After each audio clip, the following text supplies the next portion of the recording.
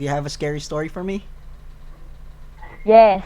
Itong kwentong 'to ay yung una kong experience dun sa first job ko sa Epson Lipa. Talagang Akala sinabi mo. Sige, sige, okay lang yan. Pwede natin. Shoot, gano'n na. Ano yon, mga bandang hindi ko makakalimutan yung oras na yun, mga bandang 3:30 ng madaling araw yon. Ba yan? Oh. Kasalukuyang nag-aasi ako ng printer. Mm. Ngayon, 'di may katabi ako sa right side ko, Mm. QA yon. Mm. Ngayon meron akong nakitang naka-bunny suit din. Nakatingin sa kanya, ang Mm. sama-sama ng tingin sa kanya. Mm. Akala ko naman, tawag dito, ano, talagang tao yun. Ngayon 'di sabi ko sa kanya, "Kanina pa yung nakatingin sa'yo, ang sama-sama ng tingin niyan sa'yo. Eh. Sabi, baka kaibigan mo yan, gano'n kaya katrabaho mo yan, pero bakit gano'n? Mm. Ang sama-sama ng tingin sa'yo." Tas sabi nung katrabaho ko, "Siguro kinakausap mo, Mm. eh, wala naman akong nakikita diyan sa harapan." Eh, sabi ko, "Eh, nasa harap mo nga.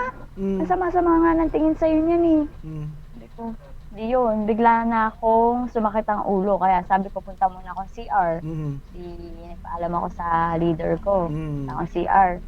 Ngayon, yung nakita ko dun sa masama ang tingin sa kanyang babae, Mm. ano ko, sinundan ako hanggang hindi ko akalain na sumunod pala sa'kin. Paglabas ko ng CR ko, Mm. nagsalamin ako, nandun na siya sa may likuran ko. Mm.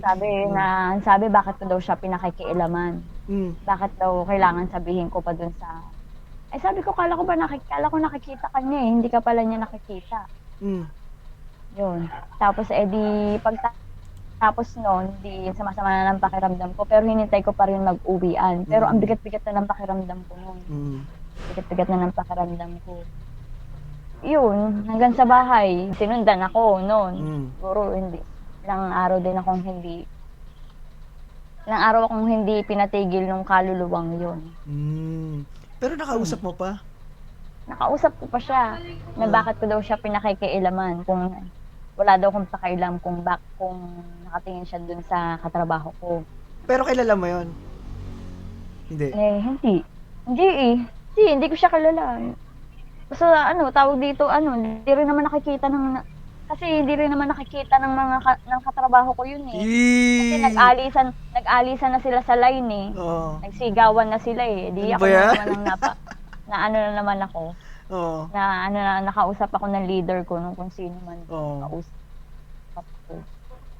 Wow. Ayun, tapos napakasama na ng pakiramdam ko hanggang sa Mm. nung masama pakiramdam ko, nagpasama ako na sa albularyo kasi nga sama-sama ng pakiramdam ko. Mm. Ayun, kung anong ritual ang ginawa sa akin. Tapos pero yung kaluluwa na yun, na din, kumbaga nung maritwalan, Mm. umalis na.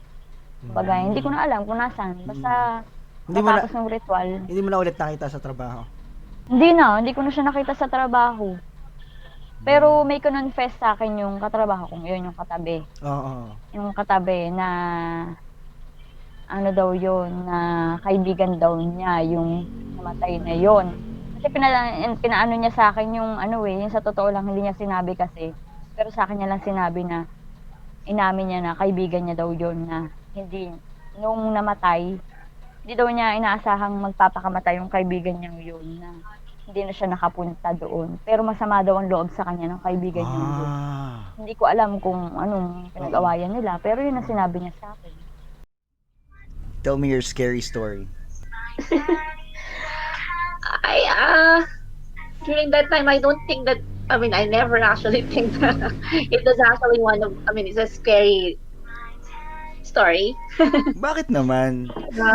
Kasi, wala, kasi it's just, parang a blink of an eye lang nangyari yun, na parang, I don't know, I cannot consider it as a scary story, but might be for others, it is, right? Mm. Yeah, because this person is actually one of my classmates way back when I was younger. I was in my 4th grade during that time. Young nga. So, yes, very young. Yun. So, This girl is actually ano niya, silent type na tao. Yeah. Okay. She's actually not that extrovert kind of person. Mhm. Friendly in a way, but then she's really so silent. Okay. And I mean, she's just sitting, I mean, on the other side of the room, and yeah, Mm. she came from, let's just say, yeah, poor family. Yeah. Okay. Kasi talagang hirap, she's actually struggling for, I mean, makikita mo naman physically Mm. na nag-struggle din talaga siya. I mean, sobrang payat niya. And then, during that time, siguro yung 20 pesos is actually malaki na for your baon every day. Oo. But, yeah, she's actually have like 1 peso, if I'm not, ano, if I'm still remember it. Mhm. Parang ganon. Yun lang baon niya. Ba yun? Daily, daily, yeah, every day. So, Binaunan pa, no? parang oo, yeah, parang sobrang nakakaawa in a way, though masamang maawa ka, but then in a way, Oo. Mm. nakakaawa naman 'tong Oo. classmate ko na 'to. Yeah, that's also the reason why she's kinda, you know, silent na lang all the time. Oo. Pero may mga time naman na nakikipaglaro siya. So, Mm. siyempre 'pag bata ka, naglalaro ka pa ng ano, Mm. ano ba tawag dun sa laro na yun? Chinese garter, yun, yeah. It's very popular during that time. Mm. So yun, ano ba nangyari? So, might be some point or another talagang naging close din kami. Maybe hindi lang Mhm. ganun katagal, but in a Mhm. way, we had this closeness. So, we just actually never thought na mangyayari sa kanya magkakasakit siya. Although, I mean, easily, syempre, no, very prone to sakit. Oo. Pero yun, bigla na lang na nangyari na I mean, what I remember is that it's a typhoid fever na Mm. nangyari sa kanya. And very sudden yung pagkamatay na when she was rushed to the hospital, ala na, Mm. nag-arrival na siya. So yun, it was on a weekend, so walang pasok Saturday, Sunday, then Monday, we just actually hit by the news, and then yun, ganun nga, na namatay na siya.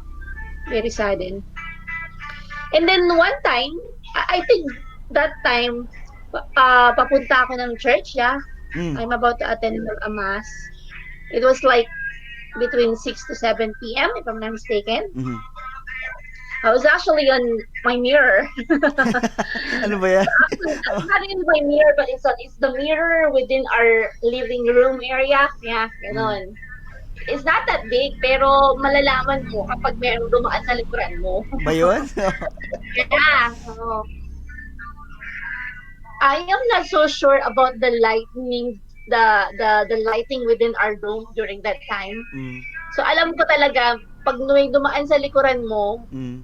anino lang siya eh. Anino lang siya. Ih. Yeah. Oh. I mean, hindi ko matandaan yung pinaka position nung mirror. Mm. That's why pagka dumaan sa'yo, nakita mo siya, alam mo may dumaan and then shadow lang. Yun, Mm. ganun, hindi ko ma-explain, but yeah, that's how it is. Mm. Yun siya. I did not realize anything that moment. Okay. Parang wala lang. Oo. And then eventually, I mean, habang nagsisink in siya, yan. Naisip ko na, yeah, maybe. Her name is Cory. Oo. Oh, yeah, maybe she's actually saying her goodbye, right? Oo. And Tsaka able to bata ka actually, nun. yes, hindi mo naman iisipin yung mga ganung scary thing Yeah. until now. Mm. Do you have a scary story for me? Yes, actually, and this one is very, very recent, like pretty recent, I guess. Okay. I mean, I have lots, but this one is pretty recent, and this one happened back when I was working in an office. I'm not gonna say which one. Okay. Yeah, but I am pretty sure you know where that is. But Yeah. yeah, Yeah. Okay. so it's this office near a mall. It's a very, very new building, like literally just, built like a year ago. Not even, Mhm. just like 8 months ago or so. Okay. So nothing happened in there, of course. Like no history whatsoever, right? Like Mm. pretty new. Yeah. So I wasn't expecting this experience at all. Okay. So here's the thing. Mhm. I'm pretty sure you're already aware on how like contact centers happen. You know, when you go to that, you go to training first, Mm-hmm. and then you go through nesting, and Mm-hmm. then you get to the part where you go to the production floor. Yeah. It was around a time where we were on our nesting period, Mm-hmm. to which we have to go to work. I think it was we had Saturdays, Sundays Okay. off.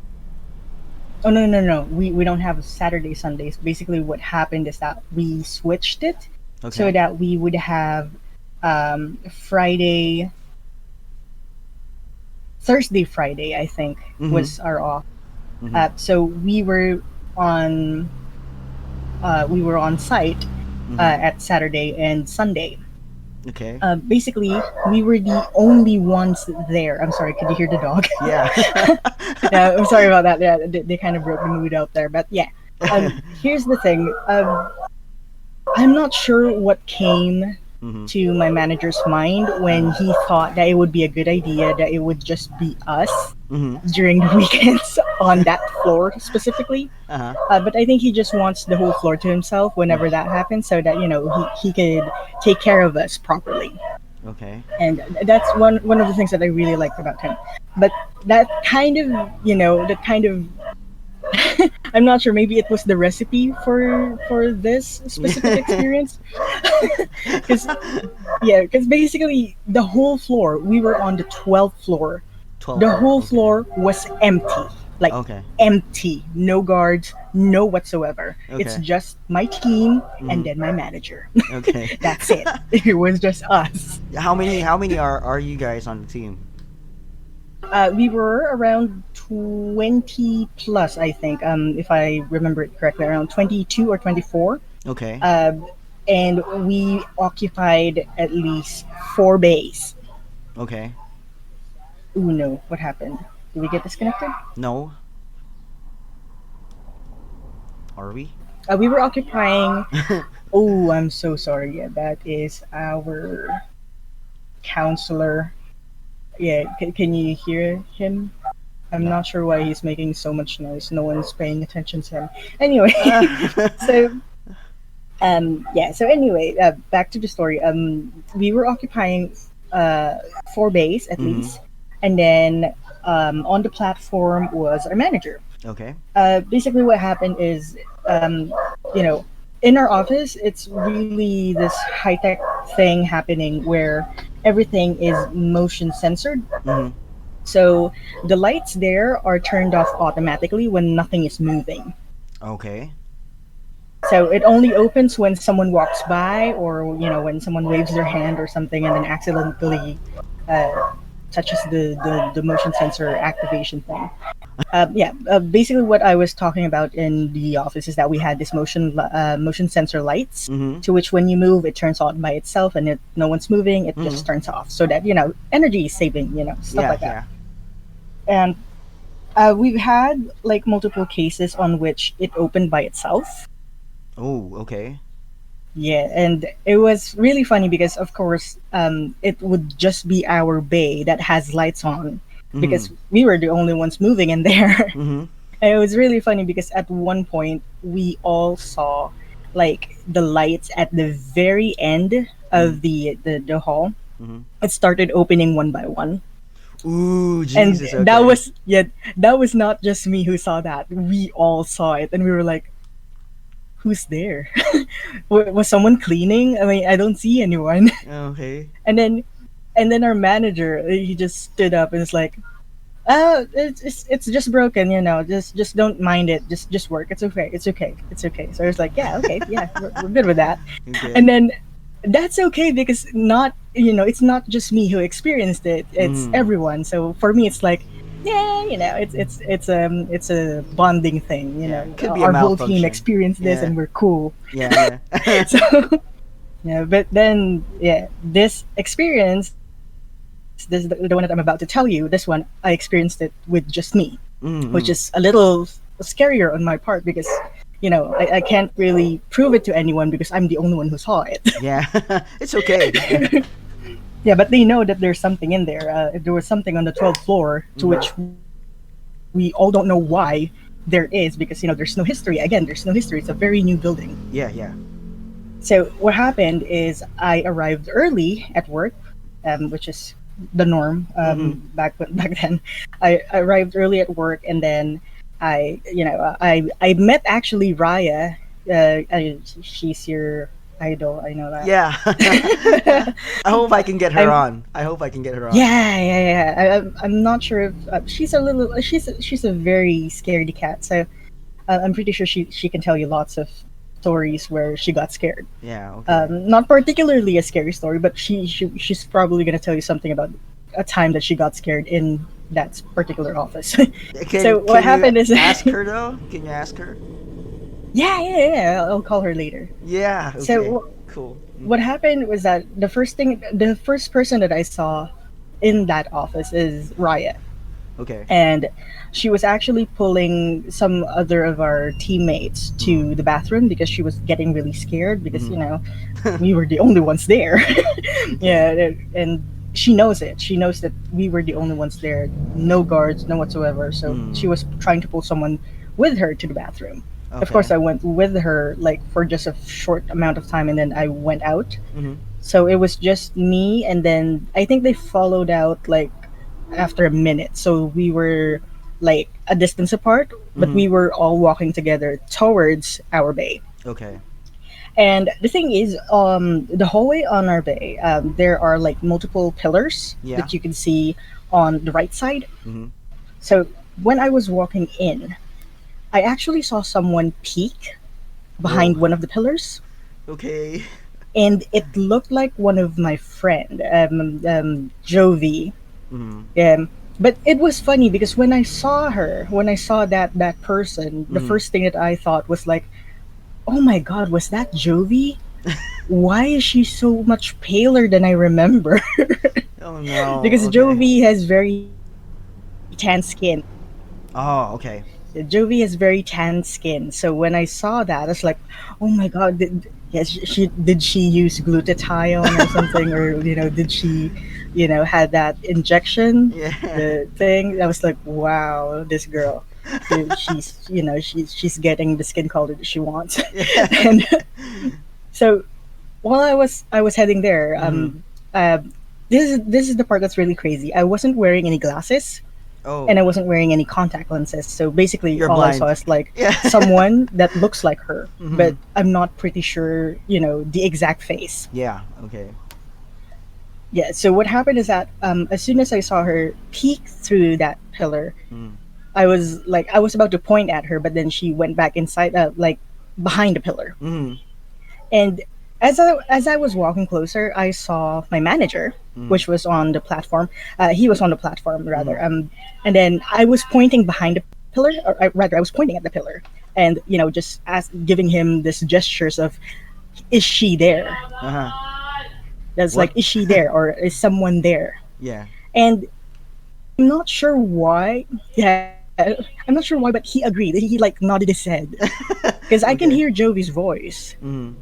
So I was like, "Yeah, that's Jovi. Yeah, she's gonna try to scare me." Mhm. Because they know that I don't get scared. Okay. So they all tried to scare me at one point, but yeah. So I was thinking that maybe like Jovi's gonna try to scare me now, and I was gonna try to reverse that. I was gonna try to reverse that. I was gonna try to jump at her so that she gets scared instead of me. Yeah. Hello? I could make my manager laugh, but unfortunately, it didn't make him laugh. It just made him. Hello, yeah, can you hear me? Yeah, we got cut a bit. Were you Hello. saying something afterwards? Like Oh no, did you get disconnected? Hello? I'm not sure. Can you still hear me now? Yeah, I can hear you now. Okay. Okay, so which part did you hear now? Okay, so you were trying to you reverse whatever is gonna happen, Yeah. about to happen. Yeah, yeah, about to Yeah. scare you, So, and then something got yeah. cut. Okay. Yeah, so I was trying to do that, and then at the same time I was trying to make my manager laugh by, Mhm. doing the exaggerated sneaking part. Mhm. But Okay. yeah, at that part, I kind of noticed his face, like his eyebrows are really dark, so you can actually see that from afar on what his expressions are. No, no, Okay. I swear to God, you would really see it. Okay, okay.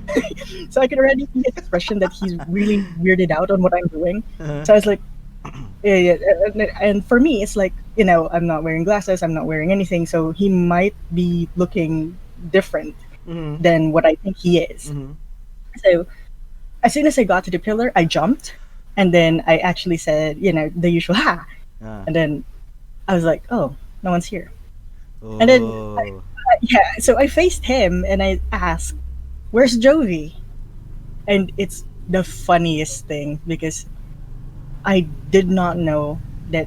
I knew that she was there, but I didn't know where exactly she was. She Yeah. was right next to my manager. Holy shit. Okay. So there was quite a distance Ah. between that pillar and the platform. When she stood up right next to my manager, I was like, how'd you get there?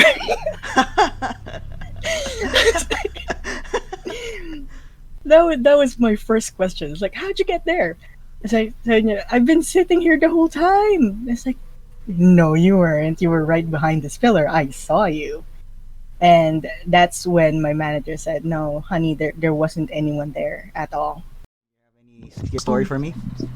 yeah, Mhm. it was nung high school ako. Mhm. Um, one morning siya eh. One morning, yung asawa ng tita ko pumunta sa amin. Mhm. And then I was in the room. Ah.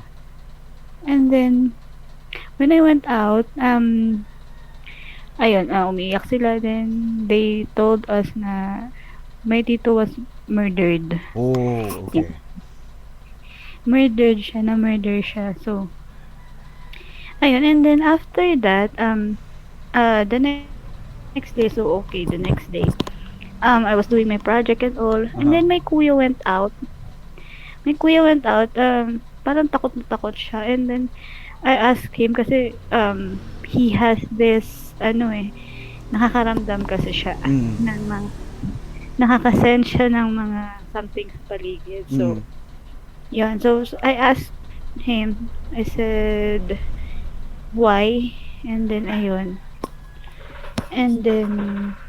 And then he said na, did you went to the room, sinilip mo ba ako? Sabi ko, hindi, kasi I was doing my project. So, Mm. meron daw siyang nakitang parang silhouette of a person dun sa room. Kasi yung door ng room is slightly open. So, Mm. you can see if merong tao na nandoon. Mm. So, ayun. So, he said na, sumilip ka ba? Sabi ko, no,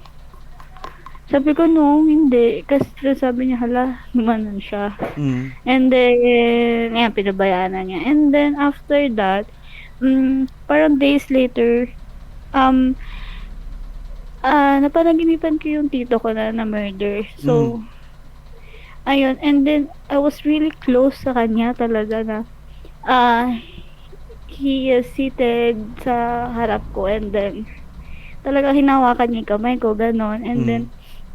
I know na patay na siya. I know na patay na siya there. Mm. Then, he keeps on asking me ganyan, kamusta? And then, I asked him, anong nangyari, ganon. And then, ayun, and then, nagising ako.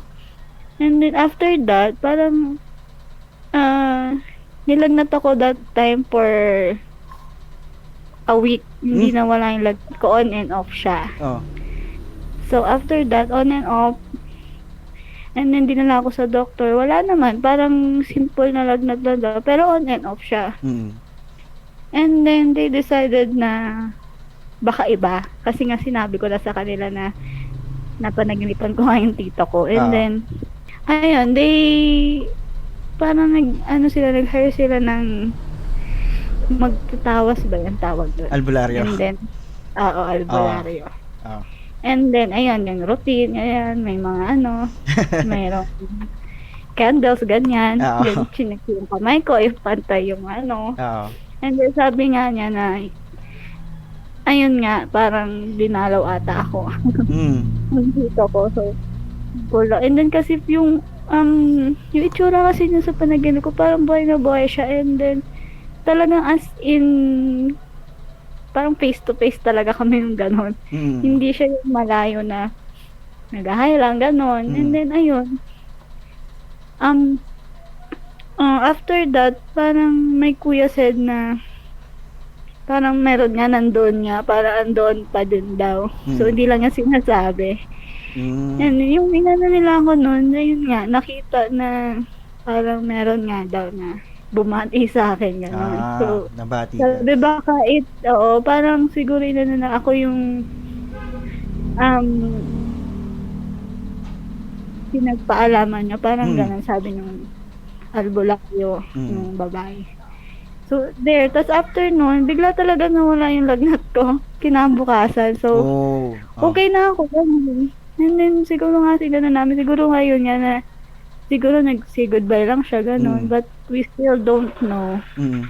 kung anong nangyari. And then until now, hindi pa rin namin alam, kung sino yung, um, pumatay sa kanya. But we have Oh. a clue, but hindi na namin siya inano kasi we said na baka, karma na lang yun, gano'n. And Mm. then I don't know, they said na parang yung pinaghinalaan namin is parang namatay na din. Oh, okay. Oh. Yeah, but that was mga ano pa yun, second year high school ako. Mm. Yun. So, yun lang siya, short lang siya. Malaking bagay yung short But, lang siya. but yun, kasi parang ang weird kasi na-weird Oo. na lang ako. Yun. Yun Oo, kasi siya. nilagnat ka eh. And Kasama then ba on siya sa and off bahay nyo? kasi I siya. mean, kasama niyo siya sa bahay? Actually, no. Pero pinupuntahan kasi namin siya. Close kasi kami sa kanya kasi pinupuntahan namin siya. Mm. Yung shop niya. Meron kasi siyang sarili niyang salon. Mm. So, every 2 months or a month, pumupunta kami sa kanya. So, nakikita namin siya occasionally. And then, Mm. yun, siya yung nag-aayos sa amin, Mm. ganyan. And then, sometimes natutulog din siya sa amin kapag meron kaming reunion. Mm. But then, yun nga, and then, yun nga, nalaman nga namin na sa, pinatay siya dun sa bahay niya. Oh, I'm sorry to hear that. Yeah, it's okay. Matagal na kasi siya ayun. Mm. But may kuya kasi si kuya ko kasi talagang ganun siya. Sometimes, ginigising niya ako. Mm. Then, he's saying na may nakadagan sa kanya, ganun. Oh. Oh. And then, sometimes, inaano niya ako na, gisingin siya, ganun. But, ayun nga, kinakalabit niya ako. Sabi ko, gising ka naman. Mm. Sabi niya, "Anahin mo ako." Ah. Sabi ko, "Hala, nag-aano lang ako." Hindi, ginagawa ko lang din yung ano niya. Kaya, hindi namin siya iniiwan mag-isa. Mm. You have any scary story for me? Yeah, I have one. Okay. Recently lang. Mm. It happened, if I'm not mistaken, it was November 2020. So, well, alam mo naman yan na I'm working in the hospital. Mm-hmm. It's a private hospital. Okay. It's not big hospital na literal na malaki. Mm. Well, dun sa place is, medyo kilala siya, pero hindi siya yung, on the next town, kilala siya, no. Mm. Kumbaga, simple lang yung hospital. Okay. Private hospital. So, I've been working there for almost 7 years. Oh, okay. So, for me kasi, well, I must say I have a third eye, pero hindi ako yung katulad ng iba na pinapakitaan talaga. No. Kumbaga, nakakakita ako ng passing by. It means, passing by yung tipong, may anino lang, Okay. nadadaan lang. Mm-hmm. So, minsan, sa reflections, even though na wala naman dumaan, so, syempre, magtataka ka. Kahit sasakyan, nakakakita ka ng passing by. Kaya, well, yung iba sinasabi, sasakyan or what, or so whatever. Pero wala walang sasakyan. So, for me, I can manage yung mga ganong bagay. Mm-hmm. Pero yung literal na katulad ng iba kasi na, for example, if you put them on the certain place, may makikita agad. No, hindi ako ganun yun. Hindi ganun yung third eye ko. Okay. So, yun. So, balik tayo sa story. Mhm. If I'm not mistaken, my shift that time was 2 p.m. to 10 p.m. Mhm. So, I'm a floater, mid-shift. Okay, So, okay. okay. So, hospital siya. Well, kahit saan naman may multo. Yeah. Especially sa hospital. Yeah. Pero, for me, I ignored it. So, may tumawag sa department ko, nursing station. Mhm. So, I'm a radiographer. So, tumawag ang nursing station sa akin na, Mhm. ma'am, may for x-ray dito sa ah, 5th floor. Mhm. Sabi ko, okay. Sige. Dating ako dyan within 5 minutes. Mhm. Kasi syempre, it's a portable x-ray. So, ibig sabihin, doon sa kwarto ng patient ko gagawin yung x-ray. Mhm. So, and aside from that, I have to prepare myself because kapag ganun kasi yung situation, it was isolated area. Mhm. So, these are the area that may pasyente na may case. Okay. Kakaiba yung case Mhm. nila. So, after 5 minutes, I arrive at the 5th floor. Mhm. Pagdating ko sa 5th floor, nagsuot muna ako ng PPE. But, pagpasok ko pa lang doon sa PPE room, kung saan ako magsusuot, I feel so bothered. Okay. And, I don't know why. I just immediately naging bothered ako. Mhm. Na someone's looking on me. Parang ganon. Na parang may nakatitig sa akin. Na Okay. parang anytime, merong magsasalita. Yung ganong feeling. Okay. Yeah. So, sabi ko, okay. Sabi ko, wala to. Baka pagod lang ako kasi 9 na yun eh. 9 o'clock na yun ng gabi yun eh. Yung nangyari yun. Okay. So, patapos na yung shift ko. So, sabi ko, wala to. Pagod lang ako. Wala. But, so, natapos ako magsuot ng PPE. Mhm. So, tulak-tulak ko yung x-ray machine. Mhm. Yung mobile x-ray machine. Tulak. Mhm. Alam mo yung feeling na may katabi ka? Mhm. So, na hindi mo nakikita. Mhm. Na ang bigat, na something na gano'n. Mhm. So, I keep my energy up kasi parang hindi ako madala. Kasi parang feeling ko kapag gano'n yung situation, nadadala ako. So, I keep my energy up. Nung nakita ko yung nurse, nag-hi ako and hello and everything. The typical me, na jolly. Pero walang nakakahalata na may something sa akin that time and there's happening. Mhm. So, pagpasok ko doon sa room, explain kay patient. Sir, ganito po yan. X-ray tayo. Mhm. Actually, sabi pa nga ng nurse, ikaw pala mag-x-ray. Okay, good yan. Kasi one-time shooter. Ibig sabihin, pag sinabihan ka na shooter or sinabihan ng isang rad tech, na shooter ka. Kumbaga, one shot lang, exposure, Mhm. tapos na. Okay. So, kumbaga, there's no chances na pumalpa ka. Okay. So, Okay. gano'n. So, they know me as a shooter. Parang yabang no? Pero yeah. Ah. So, pasok ako sa room, explain kay patient, Ah. sir, ganyan, everything.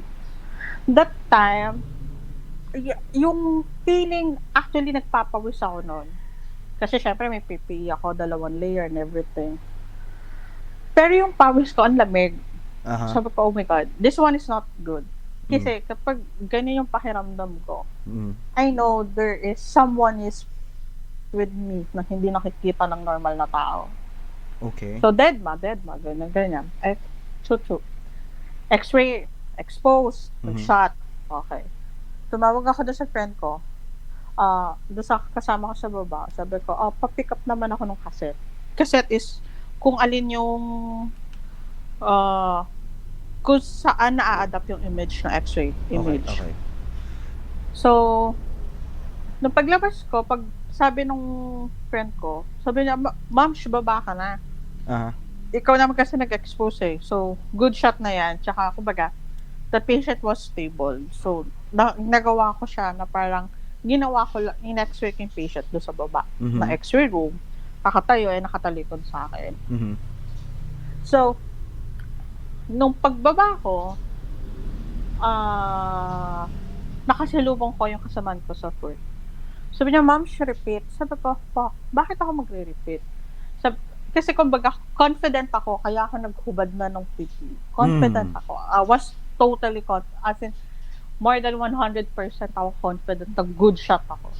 Wait. Sab I have a question. Para saan yung X-ray niya? I mean, anong pinapa-X-ray? ang X-ray niya is chest X-ray. Okay. So normally, na makikita mo dapat sa chest X-ray is baga, yung rib cage, Aha. uh, a little bit of neck. Mm. And then, best structures ng bone sa ribs na makikita mo sa dibdib. Mhm. So, yun. So, dapat wala kang makikita doon na anything na forearms and everything unless nasakop mo. Mhm. Pero there's no way dapat na may makita doon eh. Mm. So, sabi ko, yun nga. So, sinabi sa akin ng friend ko, be shoot. Sabi ko, huh? So, chinet ko. When I checked the chest x-ray, I was so shocked kasi may forearm, yung buto ng forearm. Okay. So, sabi ko, if ang if nakuha ko or na-absorb din niya yung yung x-ray that during my exposure, dapat kasi hindi yung forearm niya hindi nakatayo. Tsaka hindi nasa gitna. But dapat na nakagilid, nasa side lang, na mukhang nasa gilid lang siya. Kasi hindi. The image nung naibigay sa akin is nasa gitna. Yung forearm. Yung buto ng forearm. So when I saw it, chinek ko yung logbook. Okay. Kasi, syempre, nasa isip ko niyan, baka double exposure and everything. There's some factor. But the problem is, we have only one cassette. Cassette, X-ray cassette. Isa lang yung meron kaming 14x17 and that was the biggest cassette. Ngayon, isa lang yung gano'n namin. So, I checked the logbook. Sabi ko, how come na magkakaroon ng forearm dyan? And before may tumawag sa akin na may chest x-ray ako sa 5th floor, puro lumbosacral. Yung likod, yung spine sa likod, yun yung in-x-ray ko. And wala akong in-x-ray na forearm. And then, I asked my friend, sabi ko, my coworker as well. Sabi ko, "Sir, meron ka bang in-x-ray?" Sabi niya, "Wala, ma'am. Ikaw lang yung nag-x-ray kanina pa." Sabi ko, how come na magkakaroon ako ng forearm dyan kung kanina pa ang huling x-ray ko is lumbosacral? Unless may in-x-ray ka. Aminin mo na kung may in-x-ray ka. Sabi niya, "Ma'am, wala. Wala akong in-x-ray." Sabi ko, so how come magkakaroon ako ng ganyan? So, syempre, ako, iniisip ko, paano ko sasabihin doon sa pasyente? So, balik ako sa 5th floor. Explain ako kay nurse. Sabi ko, "Ma'am, paano kaya gagawin natin? Kasi, I need to reshoot." Sabi niya, "Bakit?" Sabi niya, "Never ka naman pumalpak sa x-ray." Sabi ko, I have to reshoot kasi may extra image. Yung pattern ko. Sabi niya, "Bakit?" Kasi yun sa 512 is mayroon akong nakagip na hindi ko dapat makagip. And then, in-explain ko, kinuwento ko. And I asked them, so, for this past few days ba, meron bang abnormalities na nangyayari dito? So, sabi niya, paano abnormalities mo? Mga unusual. Mga may nagpaparamdam or whatever. Sabi niya, "Yes, ma'am." Sabi ko, "Saan?" Sa 512. Sabi ko, "What the fuck?" Okay, so this happened to me back in high school. I'm not sure if it's second year or fourth year, pero it was a field trip. And this one, hindi ko ito makakalimutan. I will not forget this. And I can't, up until now, it's really vivid. Okay. It was a field trip. And it was in Baguio. Our lodging was in teacher's camp. Okay. So, back in the day, medyo makulit akong student. Ay, lalaglag ko yung sarili ko. When we got there, I think it was around 7 or 8 in the evening. Kasi we went to different places pa. So, when I got there, it was really hard for me to maintain my sanity because I really wanted to smoke. Okay? I wanted to smoke so bad.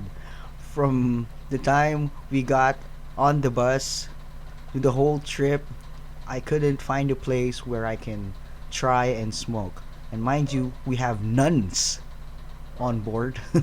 We have nuns. I was in a Catholic school, so it was really hard. And the teachers were bantay sarado. So yeah, I was having a hard time because I wanted to smoke and I couldn't. So when we finally got to our lodging, I took a pack of cigarettes and a lighter, and I went to. I tried to find a secluded place, but I told everyone that I'm just going to. Okay, sorry for the dogs. Okay, I told everyone that I'm just going to call my mom and tell them that we're already trying to settle in sa teacher's camp. Yun. And then I was trying to find a place where I can smoke properly. Secluded place to smoke. I was going around the whole teacher's camp area. Then when you enter teacher's camp, there's this long catwalk. So there's this long catwalk. It was a it has a shed. It has a very long shed, parang ganon. So yun yung catwalk. Of course there's a roof, but it was just a catwalk. Mahaba siya. It was really long. I went straight to one of the there were like stone benches there. So I went to one of the benches and then I sat there. It was really not really dark. There were lampposts everywhere, but the place that I picked was far from people, of course, that could smell my smoke, and a bit dim because it was under a tree. So when I found my spot, I lit a cigarette, and that was the best thing that I've ever felt during the entire trip because I finally had nicotine on my system. So while smoking, I was halfway through my stick. I suddenly felt cold. Mind you, Baguio is cold, okay? But I'm okay with cold. Suddenly felt cold, and I was thinking maybe it's fear because maybe one of the nuns will accidentally spot me. But no, I felt the breeze and the temperature drop. I was smoking halfway through my stick, and then I heard a small thud sa roof. Di ba nga, it's a long catwalk. I heard a small thud on the roof. So I looked up. There was nothing there. Might be a cat. Because I've seen cats, like, all over the place. Dun sa teacher's camp. Might be a cat. I was like, okay. I stood up. I was trying to finish my cigarette. And then I heard... I'm not sure if I'm explaining this correctly, but it was sort of a dragging sound. Yeah, it was sort of a dragging sound on the roof. I looked up again and I saw it. And up until now, I can still picture it in my head. It's like I've seen it yesterday. It was a tall man. But he was sitting in a squat position. Okay, it was a squat position. It was a very tall man. I know he's tall because, dude, on a squat position, I can see that he's huge, tall and skinny.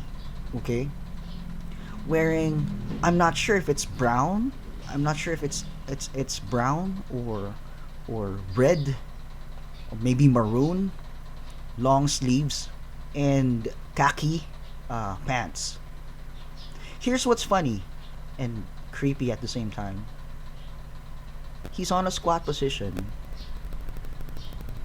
and the knees were higher than his head. So imagine how long his legs were. The knees were higher than his head. Maybe like higher than his head in 3 feet.